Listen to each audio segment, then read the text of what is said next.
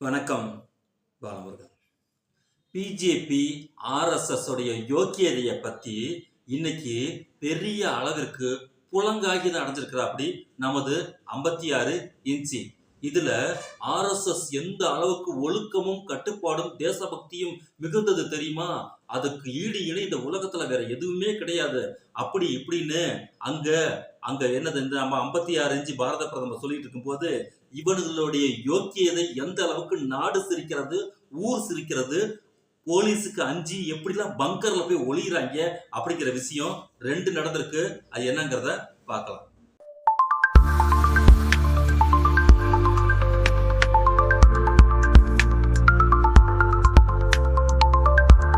கேடுகட்ட ஒரு கவர்மெண்ட் இருக்கு இந்தியாவில கேட்டா அது இந்த மொட்டையன் கவர்மெண்ட் தான். அது எங்க இருக்குன்னு கேட்டீங்கன்னா உத்தரப்பிரதேசத்துல சித்தார்த் நகர் மாவட்ட பாஜக தலைவர் கௌரி சங்கர் அக்ரஹரி பேரை கேட்டவுடனே உங்களுக்கு தெரியும் இது மேற்படி பூணூல் பார்ட்டி தாங்கிற சொல்லிட்டு. இவர் தனது நெருங்கிய உறவுக்காரரான கொடுமை, அது ஒரு பார்ப்பன குழந்தை பாருங்க. இவர் தனது நெருங்கிய உறவுக்காரரின் மகளான 12 வயது சிறுமியை, வயசு என்ன பாத்தீங்கல்ல, 12 வயது சிறுமியை பல நாட்களாக மிரட்டி பாலியல் வன்கொடுமை செய்து அதை காணொளியாக பதிவும் செய்திருக்கிறார். இந்த நிலைமையில இவர் சிறுமியோட பெற்றோர்கிட்ட போய் பணம் கேட்டு தாறுமாறா மிரட்டல் விட்டுருக்காங்க. மேலும் தன்னிடம் இருக்கக்கூடிய உங்கள் மகளின் ஆபாசா அந்த படத்தை காணொளி என்கிட்ட வச்சிருக்கேன், வெளியில விட்டா உன் கௌரவம் சிரிச்சு போயிடும், அதனால எனக்கு பல கோடி ரூபாய் பணத்தை கொடுன்னு சொல்லி அங்க மிரட்டி இருக்கான். இந்த குதிரை குப்புற தள்ளியது மட்டும் இல்லாம புளியும் பறித்த கதைன்னு ஒரு பழைய பழமொழி ஒண்ணு இருக்கு.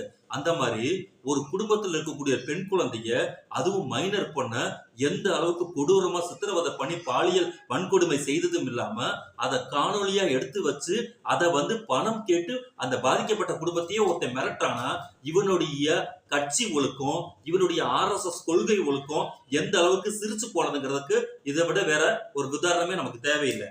இந்த நிலைமையில இவங்க பாதிக்கப்பட்டிருக்கக்கூடிய அந்த வீட்டில் இருக்கக்கூடிய போலீஸ் ஸ்டேஷன்ல போய், சார் இந்த மாதிரி ரொம்ப இந்த இந்த இந்த இந்த ராஸ்கல் ரொம்ப மோசமா பண்றான், அதனால இவனை அரெஸ்ட் பண்ணுங்க சார் சொன்னா இதை விட கொடுமை அங்க போலீஸ் என்ன பண்ணிருக்குது. உங்கள் உறவுக்குள்ள பிரச்சனை, எப்படி 12 வயசு பிள்ளைய ஒருத்தர் ரேப் பண்ணுவான், அது உங்களுடைய சொந்தக்காரங்க பிரச்சனை, நீங்க பேசி தீர்த்துக்குங்க. ரேப் கேஸ் எல்லாம் அங்க பேசி தீர்க்கக்கூடிய அளவுக்கு ஒரு மாநிலம் இருக்குன்னா அது உத்தரப்பிரதேசத்தை தவிர, இந்த பிஜேபி கவர்மெண்ட்டை தவிர வேற எந்த மாநிலமும் இருக்காது. அந்த அளவுக்கு பெண்கள் அங்க என்னது கில்லுக்கு இரையாக யூஸ் பண்ணக்கூடிய சூழ்நிலை தான் அங்க இருக்கு. அதன்படி சொல்லி அவங்க கேஸ் எஃப்ஐஆர் ஃபைல் பண்ணல. இது எவ்வளவு பெரிய கொடுமை. அடுத்து இந்த நிலையில மழையில் நனைஞ்சு போன தனது கைபேசியை பழுது பார்ப்பதற்கு கௌரி சங்கர் அக்ரஹரி ஒரு கடைக்கு போயிருக்கிறான். அந்த ஆளு அங்க போய் இந்த செல்போனை ரீசார்ஜ் சரி பண்ணி கொடுறா, மழையில தண்ணியில பட்டுருச்சுன்னு சொல்லவும் அந்த கடைக்காரங்க இருக்காங்க பாத்தீங்கல்ல, கைபேசியில் இருந்த பாலியல் வன்கொடுமை காணொலிகளை கண்டு அதிர்ச்சியில் உறைந்து போயிருக்காங்க. பாதிக்கப்பட்ட சிறுமியோட குடும்பத்துக்கு ஏற்கனவே போலீஸ் ஸ்டேஷன்ல கம்ப்ளைண்ட் பண்ணி அந்த கம்ப்ளைண்ட் அவங்க எடுக்காம போய் நீங்க எல்லாத்தையுமே சரி பண்ணிக்கிங்க, இது உங்க குடும்ப பஞ்சாயத்துன்னு சொல்லி துரத்தி விடவும் இவங்க என்ன பண்றது தெரியாம முழிச்சிட்டு இருக்கும் போது இவங்க என்ன பண்ணிருக்காங்க கேட்டீங்கன்னா, காவல்துறையினர் பெறாமல் போன தொடர்பாக தகவல் அறிந்து அந்த காணொலியை பாதிக்கப்பட்ட பெண்ணின் குடும்பத்துக்கு அனுப்பி வச்சிட்டாங்க. இது எப்படி பாத்தீங்களா, அனுப்பி வச்சு இந்த காணொலி ஆதாரத்தை கொண்டு பாதிக்கப்பட்ட பெண்ணின் குடும்பத்தார்கள் வழக்குரைஞர் மூலம் தங்களது நிலை இப்ப இருக்கக்கூடிய வழக்கு பதிவு செஞ்சிருக்காங்க. கோர்ட்ல கேச போடவும் நீதிமன்ற ஆர்டர் வரவும் அந்த கொடூர நிகழ்வு சமூக வலைதளத்துல பயங்கரமா வைரல் ஆயிடுச்சு. அந்த வைரல் அந்த கண்டு பயந்து போய் உத்தரப்பிரதேசத்துல இருக்கக்கூடிய அந்த பாரத ஜனதா பாத்தீங்கல்ல, நம்ம 56 இன்ச்சு அந்த மொட்டையின சேர்ந்துக்கிட்டு எங்களுக்கும் இந்த இந்த இந்த அக்ரஹாரிக்கும் சம்பந்தமே கிடையாது, இந்த பாப்பானுக்கும் எங்களுக்கு சம்பந்தம் கிடையாது, இவன் இந்த கட்சியை விட்டு எங்களுக்கு எந்த தொடர்பும் கிடையாது, கட்சிக்கு எந்த தொடர்பும் இல்லாத அங்க தலைவரா இருப்பான். அப்படி இருக்கும் போது எங்களுக்கு இதுக்கு சம்பந்தமே இல்லைன்னு சொல்லி கை விரிச்சுட்டாங்க. இன்னொரு விஷயம் என்னன்னு கேட்டீங்கன்னா, அடுத்து 2 மணி நேரத்துக்குள்ள அந்த கட்சியில இருந்து அடிப்படை உறுப்பினர்ல அந்த அக்ரஹரியை நீக்கிட்டாங்க. இது எங்க போய் நின்று இருப்பாங்க, கட்சியிலிருந்து நீக்கப்பட்ட தகவல் அறிந்து காவல்துறைக்கும் கைதுக்கும் அஞ்சி அந்த கௌரி சங்கர் அக்ரஹரி மத்திய பிரதேசத்துல இருக்கக்கூடிய பிரபல அரசியல் பிரமுகர் வீடு மத்திய பிரதேசத்துல யார் இருக்கா? பிஜேபி கவர்மெண்ட் இருக்கு. அங்க போய் பங்கர்ல ஓடி ஒளிஞ்சுக்கிட்டான். இப்போ அங்க போய் இவனை அரெஸ்ட் பண்றதுக்கு போனா அங்க இந்த உத்தரப்பிரதேசத்துடைய காவல் போலீஸ்காரங்க பாத்தீங்களா, அங்க போய் அவர் அரெஸ்ட் பண்றதுக்கு பயந்து போய் அஞ்சு நடுநடுங்கி நிக்குதுன்னா, அங்க அரசியல் பவரை விட போலீஸ் பவரோட அரசியல் பவர் எந்த அளவுக்கு இருக்கு, இவங்களோட லாபி எந்த அளவுக்குங்கிறத உங்களுக்கே நான் உங்களோட பார்வைக்கு விட்டுறோம். அடுத்து இதே நிலைமை பக்கத்துல இருக்கக்கூடிய அஸ்ஸாம் மாநிலத்துல கர்பி ஆலங் லாங் மேற்கு தொகுதி அங்க இருக்கக்கூடிய சட்டமன்ற உறுப்பினர் இருக்கான் பாத்தீங்கன்னா, எம்எல்ஏ வித்யா சிங் அப்படிங்கிற ஒரு ஆளு. வித்யா சிங் எலங்கு அந்த ஆளு என்ன பண்ணிருக்கான்னு கேட்டீங்கன்னா, அங்க இருக்கக்கூடிய லேடிஸ் உறுப்பினர்கள் இருக்காங்க பாத்தீங்களா, அவங்கள உங்களுக்கு அந்த பொறுப்பு வாங்கி தரேன் இந்த பொறுப்பு வாங்கி தரேன்னு சொல்லி ஃபுல்லா மிரட்டி பாலியல் வன்கொடுமை செஞ்சிருக்காங்க. இதுல ஒரு ஆள் ரெண்டு ஆள் இல்ல, நிறைய பெண்கள்கிட்ட இந்த மாதிரி தவறா நடந்துக்கவும் வேற வழியே இல்லாம போலீஸ்ல அவங்க புகார் கொடுத்து, ஐயோ என்ன கொடுமைன்னு கேட்டீங்கன்னா, இதே நிலைமை தான் அவங்க சமாதானப்படுத்திக்கிங்க, இதெல்லாம் போலீஸ் ஸ்டேஷனுக்கு வராங்கன்னு சொல்லி அங்க போலீஸ் கட்ட பஞ்சாயத்து பண்ணி அனுப்பி விட்டுருக்காங்க.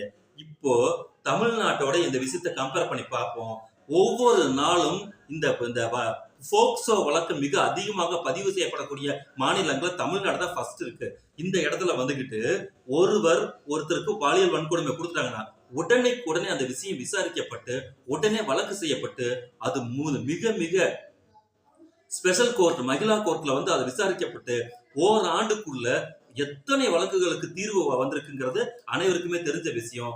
அப்போ ஒரு பெண் எந்த அளவுக்கு இங்க மதிக்கப்படணும், ஒரு பெண் எந்த அளவுக்கு சிரிக்கப்படணும், கேவலப்படுத்தப்படணும்ங்கிற அந்த ரெண்டு மாடல் இருக்கு பாத்தீங்கல்ல, திராவிட மாடல் அப்படிங்கிற கவர்மெண்ட்டுக்குள்ள ஒரு பெண்ணுக்கு ஏதாவது ஆபத்து ஏற்பட்டுச்சுன்னா அது எந்த அளவுக்கு துரித விசாரணையும் நீதியும் கிடைக்குது அப்படிங்கிறதுக்கான உதாரணம் தான் இங்க இருக்கக்கூடிய போக்சோ கேஸுகளுக்கு இருக்கக்கூடிய தீர்ப்புகள் நமக்கு சீக்கிரமா கிடைக்குது.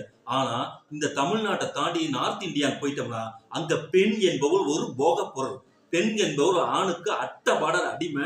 அவ அடிமையிலும் அடிமை. அவ எந்த ஒரு விஷயத்தையுமே கேள்வி கேட்க கூடாது. ஏன் எதற்கு என்று கேள்வியை கேட்காம ஒரு புழுவை விட கேடுகட்ட நிலைமையில தான் அங்க பெண் வாழணும். அதனால அங்க என்ன நடந்தாலும் அந்த பெண்ணுக்கு நீதி கிடைக்காது அப்படிங்கிற நிலைமைய ஒவ்வொரு பிஜேபி கவர்மெண்ட்டும் அப்படியே பிக்சடா வச்சு இங்க அங்க ரன் பண்ணிட்டு இருக்காங்க.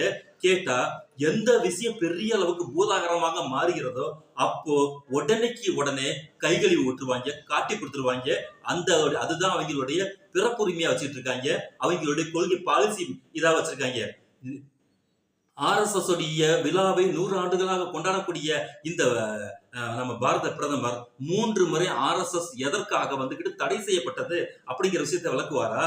அதே மாதிரி கோட்சே நம்ம மகாத்மா காந்தியை மகாத்மா காந்தின்னு சொல்லி இன்னைக்கு தேசபக்தியில நிறைஞ்சு வழியக்கூடிய இந்த பார்ப்பன கும்பல்களுக்கு அந்த மகாத்மா காந்தியை சுட்டு கொண்டவன் அந்த நாதுராம் கோட்சே என்கிற மராத்தி பார்ப்பனர் அவன் சுட்டு கொண்டான் பாத்தீங்கல்ல, அந்த சுட்டு கொண்டதுக்கு யார் காரணம் அப்படிங்கறத பேசுவாங்களா? அதே மாதிரி சார்வார்கர் இங்க வெள்ளைக்காரன்ட்ட போய்கிட்டு மன்னிப்பு கடிதத்தை எழுதி தள்ளி அதை விட கொடுமை பிரிட்டிஷார் அவர்களே, நீங்கள் என்னை அந்தமான் சிறையிலிருந்து ரிலீஸ் பண்ணி விட்டுட்டீங்கன்னா நான் உங்களுக்கு இங்கே தேசபக்தி தேசத்தொண்டு செய்கிறவர்களே உங்களுக்கு காட்டி கொடுப்பேன் அப்படின்னு இங்க இனத்தை காட்டி கொடுத்திருக்கக்கூடிய ஒரு மிகப்பெரிய ஆட்களை எல்லாருமே இப்போ அவருக்கு என்னது புனிதர் பட்டம் கட்டி தேசத்திலும் பக்தியிலும் தேச ஒழுக்கத்திலும் சிறந்து வழங்கக்கூடிய RSS உடைய கொள்கை ஒவ்வொரு நாளும் நாடு சிரிக்கிறது, ஊர் சிரிக்கிறது. கொடுமை என்னன்னு கேட்டீங்கன்னா, அதிகாரம் பாசிசத்தின் கையில் இருந்துச்சுன்னா இங்க இருக்கக்கூடிய நிலைமை, அதுவும் பெண்களுடைய நிலைமை எந்த அளவுக்கு எந்த அளவுக்கு மோசமாக இருக்கும் என்பதற்கான உதாரணம் தான் இந்த உத்தரப்பிரதேசத்தில் நடந்திருக்கக்கூடிய இந்த விஷயம்.